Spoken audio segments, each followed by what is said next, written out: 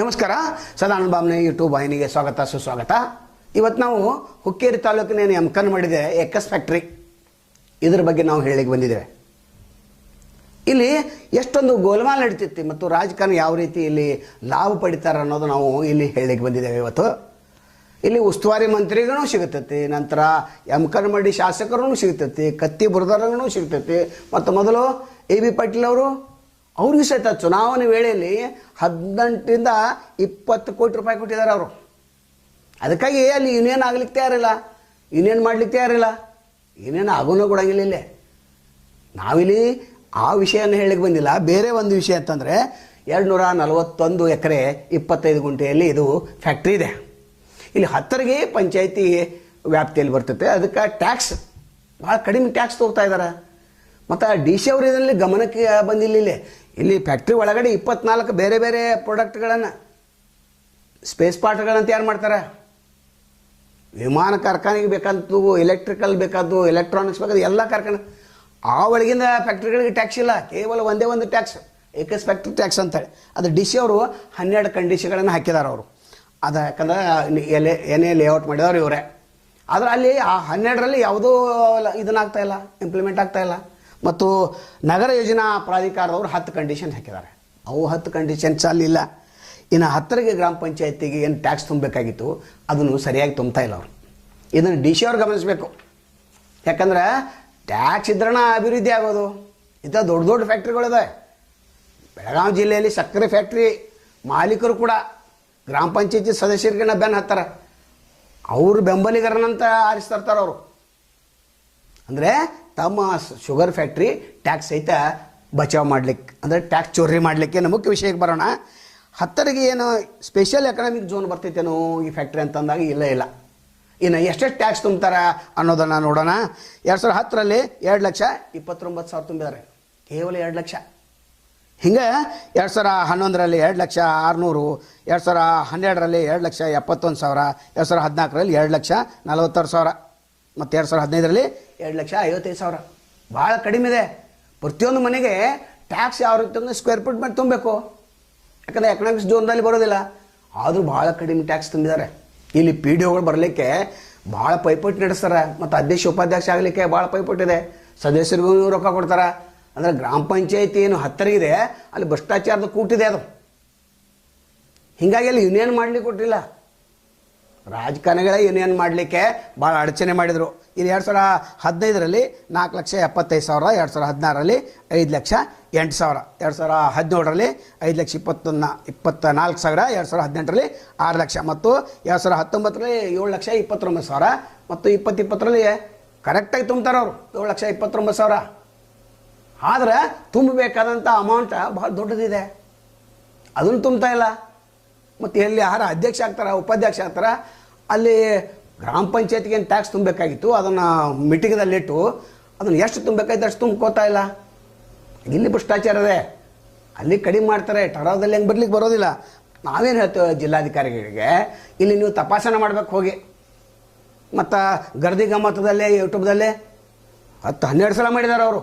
ಸ್ಪಷ್ಟವಾದಂಥ ಎಲ್ಲ ದಾಖಲೆ ಸಮೇತ ಮಾಡಿದ್ದಾರೆ. ಅಂದರೆ ಕ್ರಮ ಯಾಕೆ ಕಳ್ಕೊಳಂಗಿಲ್ಲ. NRA ಕಂಪ್ನಿ ಇದು. ಇಲ್ಲಿ ಡಿಪ್ಲೊಮಾ ಹೋಲ್ಡರ್ಗೆ ಬೆಲೆನೇ ಇಲ್ಲ.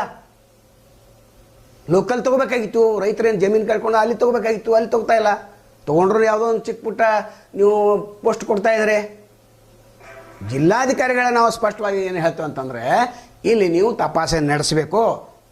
ಮತ್ತು ಬಾಪುಗೌಡರು ಏನು ಗರ್ದಿ ಗಮ್ಮತ್ತಲ್ಲಿ ಹೇಳಿದ ಅದನ್ನು ಸ್ಪಷ್ಟವಾಗಿ ಎಲ್ಲವನ್ನೇ ಹೇಳಿದ್ದಾರೆ ಅವರು. ಆ ಪ್ರಕಾರ ಕೈಕೊಂಡ್ರೆ ನೀವು 10ರಿಗೆ ಗ್ರಾಮ ಪಂಚಾಯತಿಗೆ ಒಂದು ದೊಡ್ಡ ಅಮೌಂಟ್ ಟ್ಯಾಕ್ಸ್ ಚೋರಿ ಮಾಡ್ತಾ ಇದ್ದಾರೆ ಅವರು. ಅದು ಸಕ್ಕರೆ ಫ್ಯಾಕ್ಟ್ರಿಗಳನ್ನು ಚೋರಿ ಮಾಡ್ತಾರೆ, ಇವರು ದೊಡ್ಡ ಪ್ರಮಾಣದಲ್ಲಿ ಚೋರಿ ನಡೆದಿದೆ. ಅದಕ್ಕೆ ಈ ಟ್ಯಾಕ್ಸನ್ನು ಸರ್ಕಾರದವರು ಏನು ವಸೂಲಿ ಮಾಡಬೇಕು. 2010ರಿಂದ ಏನು 2 ಲಕ್ಷದಿಂದ ಬಂದಿದೆ, ಈಗ 7 ಲಕ್ಷ ಏನು ಬಂದಿದೆ, ಅದನ್ನು ಟ್ಯಾಕ್ಸ್ ಮಧ್ಯಂತರದಲ್ಲಿ ಭಾಳ ಟ್ಯಾಕ್ಸ್ ತಪ್ಪಿಸಿದ್ದಾರೆ. ಅದನ್ನು DC ಅವರು ಮಾಡಬೇಕು. ಮತ್ತು ಇಲ್ಲಿ 10ರಿಗೆ ಇಲ್ಲಿ ನಾವೇನು ವಿನಂತಿ ಮಾಡ್ಕೋತೀವಿ ಅಂತಂದರೆ, ಇಲ್ಲಿ ಕಲಿತವ್ರನ್ನ ಮತ್ತು ನುರಿತವ್ರನ್ನ ಮತ್ತು ಜ್ಞಾನ ಇದ್ದವ್ರನ್ನ ನೀವು ಆರಿಸ್ತಾರೆ. ಅದು EO ಪ್ರಶ್ನೆ ಮಾಡ್ತಾರೆ, ಅಥವಾ ZP CO ಪ್ರಶ್ನೆ ಮಾಡ್ತಾರೆ, ಮಂತ್ರಿಗಳು ಪ್ರಶ್ನೆ ಮಾಡ್ತಾರೆ, DC ಅವ್ರಿಗೆ ಪ್ರಶ್ನೆ ಮಾಡ್ತಾರೆ. ಈಗ ಪ್ರಶ್ನೆ ಮಾಡೋರನ್ನ ಇಲ್ಲ, ಕೇವಲ ಎಕ್ಕಸ್ ಫ್ಯಾಕ್ಟ್ರಿ ಅವ್ರು ಯಾರ್ಯಾರು ಹೇಳ್ತಾರೆ ಅವ್ರವ್ರು ಆರಿಸಿ ಬರ್ತಾ ಇದ್ದಾರೆ. ಮತ್ತು ಅಧ್ಯಕ್ಷ ಉಪಾಧ್ಯಕ್ಷ ಚುನಾವಣೆಯಲ್ಲಿ 20 ರಿಂದ 30 ಲಕ್ಷ ರೂಪಾಯಿ ಕೊಡ್ತಾರೆ ಅವರು. ಅಂದರೆ ಇಲ್ಲಿ ನಾವು ಏನು ಹೇಳಲಿಕ್ಕೆ ಹೊರಟಿದ್ದೇವೆ ಅಂತಂದರೆ ಟ್ಯಾಕ್ಸ್ ಚೋರಿ ಮಾಡೋರನ್ನ ನೀವು ಯಾಕೆ ಆರಿಸ್ತರ್ತೀರಿ ಅದು ನಾವು ಪ್ರಶ್ನೆ. ಇನ್ನು ಹತ್ತರಿಗೆ ಪಂಚಾಯತಿಯಲ್ಲಿ ಏನು ಒಂದು ಅವ್ಯವಹಾರ ನಡೆದಿದೆ, ಇಲ್ಲಿ ಪಿ ಡಿ ಒಗಳು ಸಹಿತ ಹಿಂದೆ ಭಾಳ ಅವ್ಯವಹಾರ ಮಾಡಿದ್ದಾರೆ. ಅದು ದೊಡ್ಡ ಹಗರಣ ಆಗಿತ್ತು. ಸತೀಶ್ ಜಾರಕಿಹೊಳಿ ಮಧ್ಯಸ್ಥಿಕೆಯಿಂದ ಅದು ಬಗೆಹರಿದು ಹೋಗಿದೆ. ಮತ್ತು ನಾವೇನು ಹೇಳ್ತೇವೆ ಅಂತಂದರೆ ಎಲ್ಲ ಗ್ರಾಮ ಪಂಚಾಯತಿ ವ್ಯಾಪ್ತಿಯಲ್ಲಿ ಬರ್ತಕ್ಕಂಥ 26 ಶುಗರ್ ಫ್ಯಾಕ್ಟ್ರಿಗಳದ, ಅವರು ಸಹಿತ ಟ್ಯಾಕ್ಸ್ ಚೋರಿ ತಪ್ಪಿಸ್ತಾ ಇದ್ದಾರೆ. ಅವ್ರ ಬೆಂಬಲಿಗರನ್ನ ಅಲ್ಲಿ ಆರಿಸ್ತಾ ಇರ್ತಾರೆ. ಅವ್ರಿಗೆ ಸಹಾಯ ಮಾಡೋದಂತಲ್ಲ, ಸಹಾಯ ಮಾಡಬೇಕಂತಂದು ಅಲ್ಲ, ಇವರು ತಮ್ಮ ಟ್ಯಾಕ್ಸ್ ಚೋರಿಯನ್ನು ಅಲ್ಲಿ ಉಳಿಸ್ಕೋಬೇಕಾಗಿದೆ. ಅದಕ್ಕೆ ತಮ್ಮ ಬೆಂಬಲಿಗರನ್ನ ತರಿಸ್ತಾರೆ. ಅದಕ್ಕೆ ಅಂಥವ್ರನ್ನ ನೀವು ಫೇಲ್ ಮಾಡಬೇಕು, ಅವ್ರು ನೀವು ಆರಿಸಿ ತರಲೇಬಾರದು. ಇನ್ನು ಎಕ್ಸೈಸ್ ಫ್ಯಾಕ್ಟ್ರಿಯಲ್ಲಿ ಯೂನಿಯನ್ ಏನು ಮಾಡಲಿ ಕೊಡಲಿ ಅದು ದೊಡ್ಡ ಒಂದು ಹಗರಣ ಇದೆ. ಅದನ್ನು ಸಹಿತ ನಾವು ಮುಂದಿನ ದಿನಗಳಲ್ಲಿ ನಾವು ಬೆಳಕಿಗೆ ತರ್ತೇವೆ. ಮತ್ತು 241 ಎಕರೆ ಮತ್ತು 25 ಗುಂಟೆಗೆ 78,37,16 ರೂಪಾಯಿ ಟ್ಯಾಕ್ಸ್ ತುಂಬಬೇಕಾಗಿತ್ತು ಸ್ಕ್ವೇರ್ ಫುಟ್ ಲೆಕ್ಕದಲ್ಲಿ. ಮತ್ತು ಸಬ್ ರಿಜಿಸ್ಟರ್ಡ್ ಹುಕ್ಕೇರಿಯಲ್ಲಿ ಸಬ್ ರಿಜಿಸ್ಟರ್ಡ್ ಕಚೇರಿ ಇದೆ, ಅಲ್ಲಿ 23% ಟ್ಯಾಕ್ಸ್ ತುಂಬಬೇಕಾಗಿತ್ತು, ತುಂಬಿದ್ದಾರೆ. ನಾವೇನು ಹೇಳೋದಂತಂದರೆ ಗ್ರಾಮ ಪಂಚಾಯತಿ ಒಂದು ಸದೃಢ ಆಗಬೇಕಾದ್ರೆ ಈ ಟ್ಯಾಕ್ಸ್ ಯಾರು ಚೋರಿ ಮಾಡ್ತಾರಲ್ಲ ಅವ್ರನ್ನ ಗಮನಕ್ಕೆ ಇಡಬೇಕು. ಜಿಲ್ಲಾಧಿಕಾರಿಗಳು ಭಾಳ ಮಹತ್ವ ಇದೆ. ಜಿಲ್ಲಾಧಿಕಾರಿಗಳು ಇಲ್ಲಿ ಮಧ್ಯಪ್ರವೇಶ ವಹಿಸಬೇಕು, ಇಲ್ಲಾಂದ್ರೆ ನಿಮ್ಮದು ಪಾಲೈತೆ ಅಂತ ತಿಳ್ಕೊತಾರೆ. ಪ್ರತಿಯೊಂದು MLA ಚುನಾವಣೆಯಲ್ಲಿ ಎಮ್ಕನ್ಮಡ್ ಇರಲಿ, ಹುಕ್ಕೇರಿ ಇರಲಿ, ಅಥವಾ ಹಿಂದೆ AB ಪಾಟೀಲ್ ಅವರು ಇರಲಿ, ಎಲ್ಲ ಕೋಟಿ ದುಡ್ಡು ಕೊಟ್ಟಿದ್ದಾರೆ ಅವರು ಚುನಾವಣೆ ವೇಳೆಯಲ್ಲಿ. ನಮ್ಮ ಫ್ಯಾಕ್ಟ್ರಿ ಸುಗಮವಾಗಿ ನಡಿಬೇಕಂತೇಳಿ ಪಾಟೀಲ್ ಬ್ರದರ್ಸ್ ಯಾರೋ ಹುಬ್ಬಳ್ಳಿ ಅವರು ಇದ್ರ ಮಾಲೀಕರು. ಎಕ್ಸ್ ಫ್ಯಾಕ್ಟ್ರಿ ದೊಡ್ಡ ಫ್ಯಾಕ್ಟ್ರಿ ಅದು. ಒಳಗಿರ್ತಕ್ಕಂಥ 24 ಯೂನಿಟ್ಗಳದಲ್ಲ, ಅದಕ್ಕೆ ಯಾಕೆ ನೀವು ಟ್ಯಾಕ್ಸ್ ತುಂಬಿಲ್ಲ? ಇಲ್ಲಿ ಮಹತ್ವ ಇದೆ. ಕೇವಲ ಎಕ್ಸ್ ಫ್ಯಾಕ್ಟ್ರಿ ಟ್ಯಾಕ್ಸ್ ಅವ್ರು ಇಷ್ಟ ತುಂಬಿದಾರೆ ಅಂತ ಅಲ್ಲ, 24 ಫ್ಯಾಕ್ಟ್ರಿಗಳು ಒಳಗಿವೆ, ಚಿಕ್ಕ ಪುಟ್ಟ ಫ್ಯಾಕ್ಟ್ರಿಗಳಿವೆ, ಅವು ಎಲ್ಲವನ್ನು ಟ್ಯಾಕ್ಸ್ ತುಂಬಬೇಕು. ಮತ್ತು ಈಗೇನು ನಾವು 2ನೇ ಹಂತದ್ದೇನು ಚುನಾವಣೆ ಗ್ರಾಮ ಪಂಚಾಯತಿ ನಡೀತಾ ಇದೆ, ಅಲ್ಲಿ ಒಳ್ಳೆಯವ್ರು ನೀವು ಆರಿಸ್ತಾರೆ. ಮತ್ತು ದಿಲ್ಲಿಯಲ್ಲಿ ಹೋರಾಟ ಭಾಳ ದೊಡ್ಡ ಪ್ರಮಾಣದಲ್ಲಿ ನಡೆದಿದೆ. ಚಿಂಗು ಬಾರ್ಡ್ರದಲ್ಲಿ ಎಲ್ಲ ಕಡೆಗೆ ಜಾಂಬಾಗಿದಾವೆ. 15-20 ಕಿಲೋಮೀಟ್ರ್ ಅಲ್ಲ, 40 ಕಿಲೋಮೀಟ್ರ್ವರೆಗೆ ಟ್ಯಾಕ್ಟರ್ ತಂದು ನಿಲ್ಲಿಸಿದ್ದಾರೆ.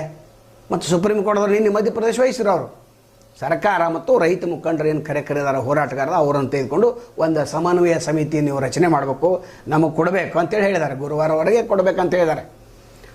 ಅದು ಮಾತುಕತೆ ಮೂಲಕ ಬಗೆಹರುವಂಥ ಸಾಧ್ಯತೆಗಳು ಭಾಳ ಕಡಿಮೆ. ಸುಪ್ರೀಂ ಕೋರ್ಟ್ದವ್ರು ಹೇಳಿದ್ರು ಕೂಡ ಸಾಧ್ಯತೆ ಭಾಳ ಕಡಿಮೆ. ಅದಕ್ಕೆ ಹಂಗೆ ಆಗಬಾರ್ದು. ಮತ್ತು ಈಗಾಗಲೇ ಪಂಜಾಬ್ದವರು 85% MSP ರೇಟ್ದಿಂದ ಬೆಳೆಗಳನ್ನು ಕೊಡ್ತಾ ಇದ್ದಾರೆ. ಮತ್ತು ಹರಿಯಾಣದವರು 75% ಇತ್ತು. ಅದನ್ನು ಆ MSP ರೇಟ್ ಇಡೀ ದೇಶದ ರೈತರಿಗೆ ಸಿಗಬೇಕು ಅನ್ನೋದು ಒಂದು ಹೋರಾಟ ಇದು. ಮತ್ತು ಪಂಜಾಬ್ದಲ್ಲಿ BJP ಇಲ್ಲ, BJPಯನ್ನು ತಿರಸ್ಕಾರ ಮಾಡಿದೆ, ಅದೊಂದು ಸಿಟ್ಟಿದೆ. ಹರಿಯಾಣ ಅದು BJP ಕಳ್ಕೊಳ್ಳುವಂಥ ಚಾನ್ಸಸ್ ಇದೆ. ನಾವೇನು ಹೇಳಿಕೊಟ್ಟಿದ್ದೀವಿ ಅಂತಂದರೆ ಈ ಎಕ್ಸ್ ಫ್ಯಾಕ್ಟ್ರಿ 24 ಯೂನಿಟ್ಗಳು ಅದನ್ನು ಟ್ಯಾಕ್ಸ್ ತುಂಬಬೇಕು. ನಂತರ ಈಗೇನು ಹೋರಾಟ 22 ದಿವಸ ಇದೆ, ಭಾಳ ಜನ ಸತ್ತಿದ್ದಾರೆ.